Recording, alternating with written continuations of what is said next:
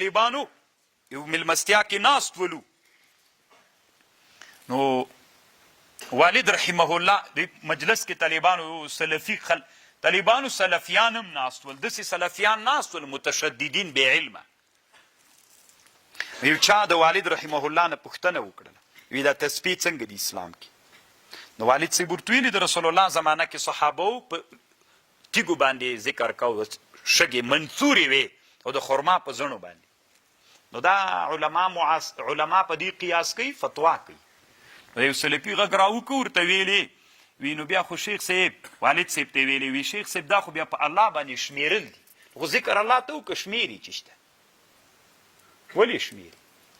نو والد صاحب ورته ویلي وی بیچارهګیه دومره نه دی درته زده، دا د رسول الله ټول اذکار په حساب راغلي که بې حسابه؟ مانځه نه وروسته چې کوم اذکار راغلي محدود حساب لري که بې حسابه راغلي؟ په حساب راغلي، هغه بیا څنګه کوي؟ په الله شمیرل دي که نه؟ بیخي ولې شمیري؟ طالبانو داسې غلی سو که نه، غلی سو بیخي لاره ترنه ورکه سوله چې دا مې څه یې وکړل. طالبانو چېرته کم جاهل مقلد سره مخ سوی وي نو تقلید اعما وکړي، دی فکر کوي چې ولا لکه چې خلک په ګمراهي کې اخته دي. نو طالبانو ورونو الله دې موږ او تاسې د داسې چا مقلدین وګرځئ په امورو کې چې تقلید وکړو چې پوهېږو چې د برهانو د چا نه دي، د حجت او د برهان نه طالبانو استدلال کوي. نن طالبانو انسانان ډېر ویښ دي، انسانان ګوري، هغه څوک چې د برهانو د حجت نه غږیږي د هغه تقلید کوي، هغه انسانان چې د برهانو د حجت نه غږیږي د انسانانو خبرې څوک چندان ډېر نه مني. دا اوس طالبانو داسې انسانان سته له ځانه ذکر صلات ذاکرین سته که نه؟ سره ورځ له ما نه پوښتنه کوي صلات ذاکرین څه کوې؟ نور نفلونه وکړه، هغه نفل وکړه چې د رسول الله نه ثابت دي. صلات طالبانو په دې دنیا کې داسې بزرګان تېر سوي 200 د دروغو منځونه یې جوړ کړي دي. منځونه څه دي؟ داسې مذاکرین منځ ده، صلات الفیه ده، صلات څه ورته وایي سلو رغایب ده، ځان ته نومونه لري.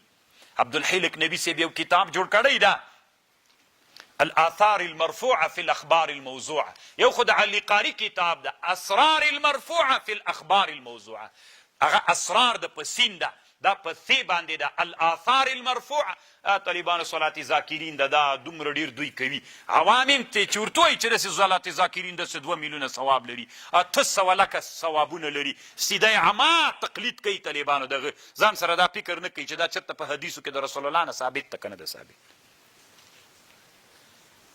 طالبانو ورونو تاسې به د علماو نه اورېدلي په تاترخاني فتاوا کې یوه خبر راځي، وایي د ویترو نه وروسته چې سړی ویتر وکړي 2 رکاته له هغې نه وروسته له هغې نه 2 سجدې وکړي له ویتر نه، او په هغه کې دا دعا ووایي، دا 1,200,000 لکه 8,000,012 دومره ثوابونه دي پکې. په فتاوا تاترخاني کې شته طالبانو. کوم ملا چا پوښتنه کړې وه هغه ملا دا بیان کړی.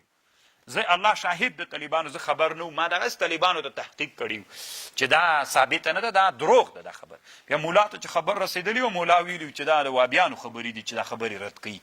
نه زه په تاترخاني کې خبره ده، راځئ اول دغه خبر چې رسول الله نه ثابت ته حدیثو ته به ورسو. په حدیثو کې امام ابن جوزي رحمه الله لیکلي وی دا دروغ ده د حدیث. شامی لیکلي دروغ ده، امام حلبي لیکلي دروغ ده، علامه زکریا صاحب په حاشیه د کوکب الدوري کې لیکلي دروغ ده، انور شاه کشمیري صاحب لیکلي دروغ ده. تا یو حنفي کتاب باندې حواله ورکړې، ما 5 کتابونه د احنافو کې لیکلي چې دا وایي دروغ ده. نو زه نه پوهېږم چې ته په یو کتاب باندې حواله ورکړې ته حنفي شولې، زه حنفي نه شم. دا تقلید اعما ده طالبانو. نبی علیه السلام کتابونو کې طالبانو کله کله داسې شیان سره چې هغه ثبوت نه لري، ته به تحقیق پې باندې کوې، تقلید اعما به د کتاب نه کوې. نو الله دې طالبانو مونږ تقلید نصیب کې خو نه اعما. قل ارتوایا امر ربی بالقسط واقیموا وجوهکم عند كل مسجد.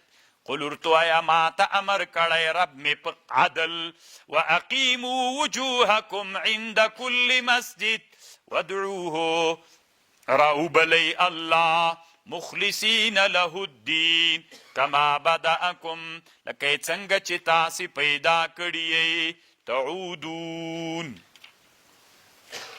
همداسې به تاسې راګرځېږئ. فریقا هدا وفریقا حق علیهم الضلالة یو ډله له دوینا په هدایت دي یو ډله له دوینا ګمراه سوي دي انهم اتخذوا الشیاطین دوی نیولی شیطانان په دوستی من دون الله ويحسبون دوی ګمان کوي چې انهم مهتدون یا بنی آدم اے بنی آدم خذوا زینتکم ونسی زینت مو عند کل مسجد وکلوا واشربوا ولا تسرفوا انه لا يحب المسرفین طالبانو خذوا زینتکم عند کل مسجد دلته روح المانی د رسول علیه السلام او د صحابو نه حدیث روایت کړی زینت دا ده چې په څپلیو کې منځونه وکئ هسې به یوه خبر درته وکم طالبانو علم ده